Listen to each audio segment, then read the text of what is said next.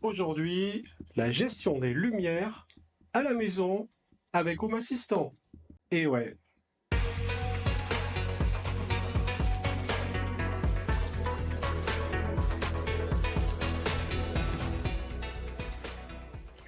L'éclairage ne se limite pas à un simple confort visuel, il influence directement notre qualité de vie et notre santé.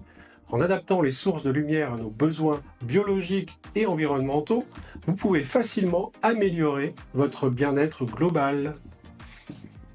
Depuis plusieurs années, les lumières de mon appartement sont pilotées par Home Assistant, une plateforme domotique open source.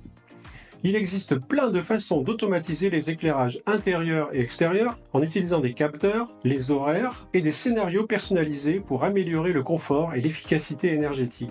Home Assistant est une solution puissante pour automatiser votre maison. Grâce à sa compatibilité avec une multitude de dispositifs, il vous permet de contrôler vos lumières, thermostat, caméra et bien plus encore, le tout depuis une interface unique. Je vous invite à voir une vidéo pour l'installer sur le système de votre choix. Vous y allez, vous revenez juste après. Pour commencer, vous devez choisir et ajouter vos dispositifs d'éclairage dans Home Assistant. J'ai donc opté pour une domotique raisonnée que je vous détaille maintenant. Et ouais, c'est parti!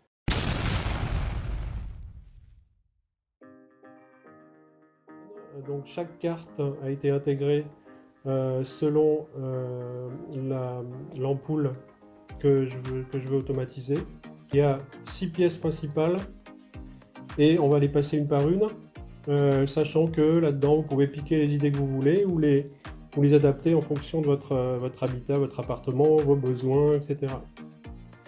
Alors on va commencer par la lampe de chevet.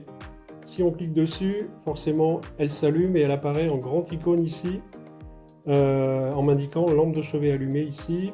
Voilà, je peux la rééteindre en cliquant sur l'icône. Alors, par défaut, elle s'allume à 1%, ou à quelques pourcents. Donc voilà, vous pouvez, chaque ampoule en fait a été construite selon un mode défaut. Voilà, donc si j'allume la lampe de chevet, elle ne va pas forcément s'allumer à 100%. Donc lampe de chevet 100%, elle apparaît ici et elle a été domotisée avec le cube magique que je présente dans une autre vidéo. Ce cube magique, si vous le tournez de 45 degrés, et ben il va allumer la lampe de chevet à 100%, et si on le fait glisser sur la table de nuit tout simplement, la lampe va revenir à un mode veille de 1%. Ce qui peut être intéressant. La lampe de chevet aussi a été domotisée et communique aussi avec le moteur qui contrôle les rideaux de la chambre. C'est-à-dire que je considère, comme si on considère que si le rideau est ouvert, la lumière on ouvre le rideau le matin, quand la lumière naturelle peut rentrer dans la pièce, ça veut dire que la lampe de chevet n'a pas besoin d'être allumée et elle peut s'éteindre automatiquement avec le rideau. Et c'est le fait d'ouvrir le rideau à 100% qui va pouvoir éteindre la lampe de chevet. Un gadget, hein, on est bien d'accord, mais c'est amusant de le faire quand on peut. La lampe des toilettes, elle, va s'activer quand on rentre dans les toilettes grâce au capteur de mouvement qui est situé derrière la porte. Pareil pour la salle de bain, un capteur de mouvement qui laisse la lumière allumée donc à un certain seuil, hein, seuil choisi. Donc l'ensemble de mes ampoules ne sont pas connectées à 100%, enfin ne sont pas allumées à 100%. Mais vous voyez, dans les toilettes, par exemple, 40%, ça suffit très bien pour une toute petite pièce. Une pièce à part, hein, c'est une pièce à part, mais voilà, 40% suffit. Donc la lumière va s'éteindre automatiquement au bout de, comme vous voulez, quelques minutes, 2 minutes, moi dans mon cas. Si personne ne bouge, bien sûr. Alors, la salle de bain. Pareil, la salle de bain. Alors, automatisée comme les toilettes. Sauf que j'ai configuré le cube magique de manière à pouvoir désactiver l'automatisation. Ça veut dire qu'avec le cube magique, si je le tape 2 fois, je crois, il va désactiver la salle de bain. Ça veut dire que si on prend un bain ou une douche et qu'on ne veut plus que la lumière s'éteigne au bout de 2 minutes, même si on ne bouge pas, la lumière va rester allumée grâce au cube magique. Alors je rééteins ces deux lampes. La lumière du salon, elle est intéressante. C'est une lumière d'appoint qui est près de... Alors vous pouvez la mettre près d'une télé ou en général elle est près d'une télé ou près d'un ordinateur. Et cette lampe eh bien, va s'éteindre ou s'allumer comme vous voulez. Alors plutôt s'allumer dans le cas où vous passez un film par exemple avec l'application Plex. Voilà.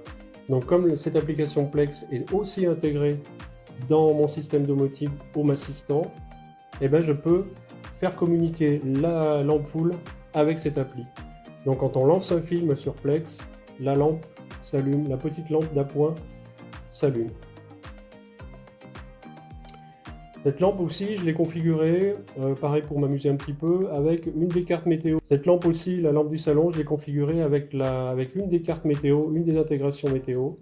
C'est-à-dire que j'ai décidé de l'allumer quand un orage était en approche de moins de 40 km. Voilà. Donc de temps en temps, effectivement, quand je rentre le soir à la maison et que la petite lumière du salon est allumée, je me dis tiens, il y a un orage en approche, il faut fermer les fenêtres, etc. aussi. La lampe du patio, par défaut, c'est une lampe qui s'allume à 10% puisque je l'utilise en mode veilleuse pour une partie de la nuit. C'est-à-dire que je l'ai configuré avec l'horaire du soleil, avec l'intégration météo, non l'intégration Sun, hein, je crois, qui s'appelle l'intégration Sun sur Home Assistant, qui me permet de dire à l'ampoule de faire une automatisation en disant l'ampoule s'allume 2 heures avant le coucher du soleil et s'éteint 2 heures avant le lever du soleil, par exemple. Cette ampoule me sert aussi de surveillance ou d'alerte. Elle s'allume quand la porte du frigo reste ouverte pendant plus de 2 minutes, vu qu'elle donne dans la cuisine.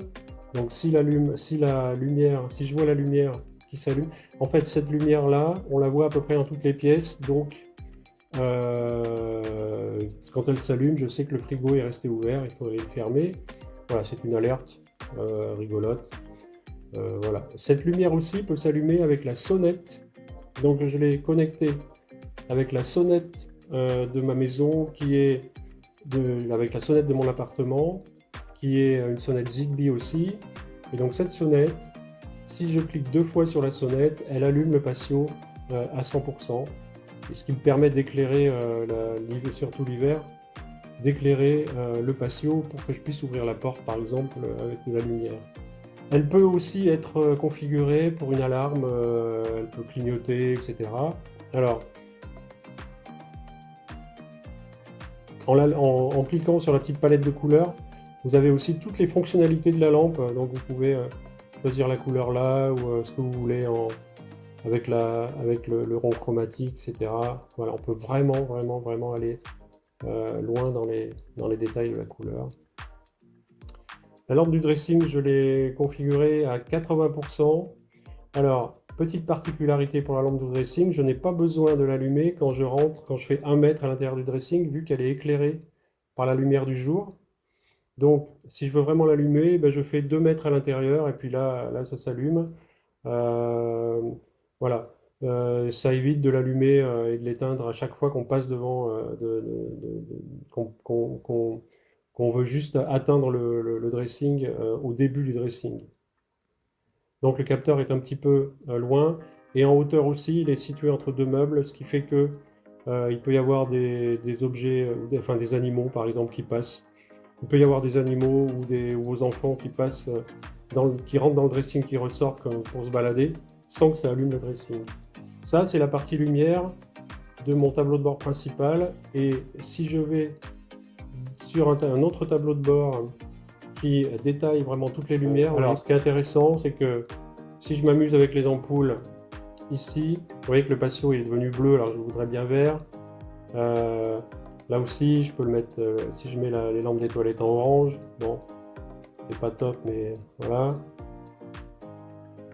Je peux retrouver les valeurs par défaut en retournant dans ce tableau de bord là et en remettant le patio en mode veilleuse, etc., etc. Je retrouve les valeurs par défaut de toutes les lumières. Alors si je reviens ici, Vous voyez que j'ai retrouvé 80% pour le dressing, 40% pour les toilettes, 10% pour les patios. Un petit bouton intéressant ici, là j'ai créé un groupe, ce qu'on appelle un groupe dans Home Assistant, c'est-à-dire qu'un bouton peut appeler toutes les lumières. C'est-à-dire là, vous voyez, j'ai allumé toutes les lumières dans mon appartement connectées et je peux les éteindre en recliquant sur ce bouton. Voilà donc en détail toutes les lampes, comment j'ai configuré toutes ces lampes-là.